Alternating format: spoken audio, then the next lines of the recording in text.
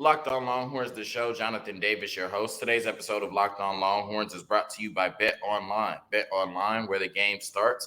Today's episode of Locked On Longhorns is also brought to you by the Longhorn Real Estate Team. For all your real estate needs in the Austin area, please visit www.longhornrealestateteam.com. On today's episode of Locked On Longhorns, two stalwarts on this University of Texas football team declared for the NFL draft, one on the offensive side, Bijan Robinson, and one on the defensive side, Demarvion Overshown. And so we're going to talk about their departure and what that means for the University of Texas and what they brought to the University of Texas in their time here. And then we found out last night that Dylan Spencer decommitted and will be headed to Texas Tech. That now gives Texas 3 decommitments in this 2023 cycle. So ahead of early signing day, we'll talk about that and what this means for this 2023 class moving forward. But first, we want to talk about Bijan Robinson, the Doak Walker Award winner, the best running back in the country. And he announced that he's declaring for the NFL draft, and he will be foregoing playing in the Alamo Bowl, right? Right? Unless it was a New Year's Six Bowl or a playoff appearance, we expected Bijan Robinson to sit out of the bowl and opt out of the bowl, I should say, and declare. But it still hit like a shotgun, It still felt like a horse kicked me in the chest. When I saw the announcement and saw that Bijan Robinson would never play in a Texas jersey again, we kind of got that feeling, when he walked off the field in the Baylor game and he was obviously crying. He was obviously emotional. We knew that, we got the feeling he knew that was his last game in a Texas jersey. And I think what he brought to the University of Texas is just somebody that always handled his business the right way, right? And I think we take that for granted sometimes, but you see, with Bijan Robinson, he just never got in any trouble. Never got in any arguments. You never saw him, displaying a character that wasn't becoming of Bijan Robinson, right? And then on the field, he was just amazing. One of the best running backs to ever come, through the University of Texas. A lot of people have put Bijan Robinson on the Mount Rushmore of Texas running backs. And when you're in the conversation of Earl Campbell, Ricky Williams, Cedric Benson, and then people put you next right there, Bijan Robinson as number 4, that's just incredible company to be in. Not to mention he's in the company of Cedric Benson, Deontay Foreman, and Ricky Williams as Doak Walker Award winners. And we know that Earl Campbell, if the award was around then, he would have won that as well. So for him to even be in that conversation just tells you how special Bijan Robinson was at the University of Texas. And he dealt with a toxic culture. He dealt with dysfunction. He dealt with a coaching change, and he still, just stayed and represented the University of Texas on the field and off the field as gracefully as you can, right? And so we know what he brought off the field personality-wise and, just putting God first in everything that he did, and he walked in that image, right? He walked in, Bijan Robinson was perfect, right? And obviously we know he wasn't perfect. He's human, but he came off as perfect, as a perfect figure, as somebody that could do no wrong. And I think that you'll be hard-pressed to find somebody who had a better image than Bijan Robinson. We saw all the NILs did. He was the perfect person to represent companies, and that's why companies jumped on him because of what he represents. But he was the perfect person to represent this University of Texas football team. And I think we were all blessed to have Bijan Robinson as the face of this University of Texas football team. And then on the field, he was pretty good too, right? And we knew that he grew up idolizing Reggie Bush, and we saw quickly why, right? His ability to just make people miss in a phone booth in such a short area of space. He was electric in that. He could run outside and inside. He could make people miss. He could, run over people. He had the stiff arm. He really could do it all. And then in the passing game, he has soft hands. I think he has underrated ability to run routes. And, if you need him to pass protect, that's something that, he can do as well. He's really a do-it-all running back. A lot of people say that he may be the most talented running back to enter the draft since Saquon Barkley. And I really think that's probably the best comparison for him. Just at this point, maybe a LT, in older days, but I'm comparing him to great running backs because Bijan Robinson is a great running back. Like I said, his ability, like Saquon, if you watch, NFL football, you just saw Saquon drop dude with 3 steps, and against the Washington Commanders. That was with a crazy juke, and Bijan Robinson just has that same ability. And both of those are bigger backs, right? You don't expect your 220, 230-pound running backs to be able to juke people and make people miss in the open field the way Bijan Robinson and Saquon can do. You expect that from your smaller, shiftier running backs like your Keelan Robinsons, right? But they're both 220, 230 and can make people miss like they're 160. Like I said, they can both run inside, outside. They both have soft hands. I think Saquon, his rookie year, had close to 100 catches. I definitely could see a scenario where, Bijan Robinson has 200, 250 carries and close to 100 catches. I think he's an underrated route runner. And I think he just brings so much to the table offensively. And then, like I said, he can pass protect too. He's a 3-down running back and has the potential to be one of the best running backs in the NFL and one of the best running backs in the country. So sad to see a player like that leave, because he's meant so much to the University of Texas on and off the field. And obviously your chances to win games are so much better when Bijan Robinson is on the field. We saw that at the end of the Iowa State game where they leaned on him. We saw that at the end of the Kansas State game where they leaned on him. We saw that in the Kansas game where they leaned on him. And we saw that in the Baylor game where they rushed the ball 22 straight times to end the game, leaned on him, and won all 4 of those games, right? Bijan Robinson is just such a special player and really is the reason, that I think this Texas team is on the right track, and he did everything that he could to ensure that, this Texas team, was better, moving forward than it was when he found it, right? I think he's just the type of player that comes in and transforms your program. And what he came into needed to be transformed, right? And I think when you look at the future of the running back position at the University of Texas with Bijan leaving, obviously with Bijan and Roschon leaving, those are huge losses, right? And you look at that, and most schools wouldn't be able to bring in another running back as good as Bijan Robinson or be able to steady that production, right? Because you lose that type of player, who most people think will be a first-round draft pick in the NFL. And it's like, how do you replace that? Thankfully, at the University of Texas, we've never really had that problem. And I'm not saying that he'll be Bijan Robinson, but a stable of Jonathan Brooks, Cedric Baxter, Jaden Blue, and a Keelan Robinson, even a Trey Wisner. We spoke of 5 running backs last year. Those 5 running backs give me confidence that the running game for Texas will still really be good. I'm not sure if we'll have an individual runner as good as Bijan Robinson, but I think the future is bright for the running back room at the University of Texas. And so that just speaks, to the lineage, that I just talked about earlier. When you have players like Earl Campbell, Jamal Charles, Bijan Robinson, Cedric Baxter, Cedric Benson, hopefully Cedric Baxter in the future, Jamal Charles, et cetera, you're able to continue to have that legacy of running backs. And I think we do at the University of Texas moving forward. So I think we're in good hands in the running back room, but, it hurts to lose a player like Bijan Robinson, and it hurts to lose a person like Bijan Robinson. But, like my brother Nash Talks Texas says, don't cry because it's over, smile because it happened. And we're just so grateful that a player like Bijan Robinson graced us at the 40 acres and chose to make the University of Texas his college home and his forever home, because he's forever a Longhorn. A quick word from LinkedIn, and then we're going to talk about Demarvion Overshown. These days, every new potential hire can feel like a high-stakes wager. For your small business, you want to be 100% certain that you have access to the best qualified candidates available. That's why you have to check out LinkedIn Jobs. LinkedIn Jobs helps find the right people for your team faster and for free. Post your job for free at linkedin.com/lockedoncollege. That's linkedin.com/lockedoncollege to post your job for free. Terms and conditions apply. So Demarvion Overshown, the arm bandit, right? And he was such a leader, at the University of Texas. He was a leader on this defensive team, and I think the impact that he had will really go for years at the University of Texas. Because when I talked about Texas being able to land the Anthony Hill commitment, I gave credit to the players for that, right? I gave credit to the coaching staff for being relentless in their recruiting. I gave credit to the coaching staff for putting out a plan this year to improve this defense, right? But you have to give credit to the players for executing that.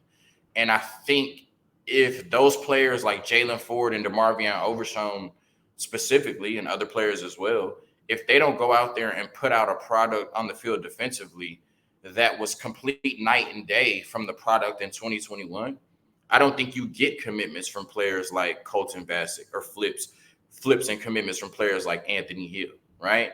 Because I think that, like I said before, there was always the thought that you could come to the University of Texas and may be great individually on the defensive side, but there wasn't a huge track record of being able to come to the University of Texas and be great as a unit defensively, right? I think Demarvion Overshown on his way out was a key factor in showing defensive recruits that you can come to the University of Texas and be a part of a great defense.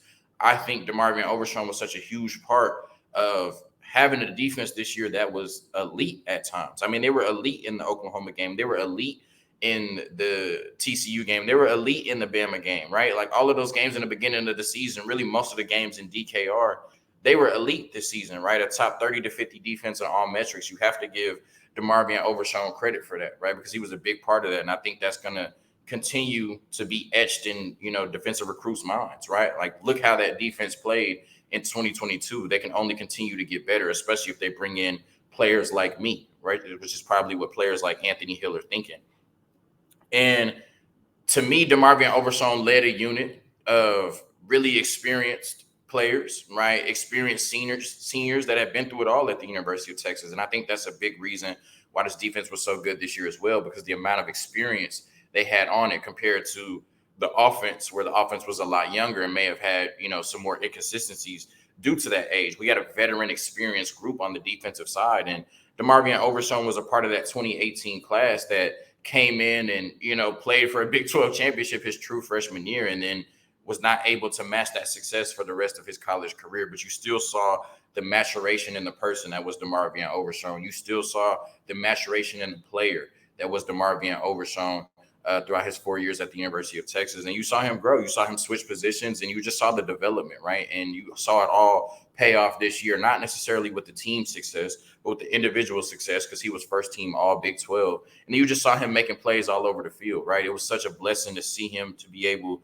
to be properly used in Pete Kwiatkowski's second year, and for him really to thrive in his second year in Pete Kwiatkowski's system, and him being able to walk off that way with the University of Texas now, going to the NFL draft, which has been his lifelong dream, and be able to fulfill it there, right? And leave on a high note at the University of Texas, because like I said, not only did he develop and get better, but he was a part of a unit that changed drastically, right? And I think that's going to be huge for him going to the National Football League. And he was just somebody that did it all for the University of Texas, right? He could come downhill and stop the run. That's why our run game was so good this year, because he made a conscious effort to be better in the run game than he was in 2021. He obviously could go sideline to sideline and stop the outside run. He came down and did a great job of stopping the inside run this year, part of a great run unit. I think he's somebody that has all the athleticism in the world to cover, right? He started off as a safety, and I think, he's really good in zone coverage, and I think he has the capability to cover in man coverage as well. And he was really good at rushing the passer this year. So I'm not sure of his,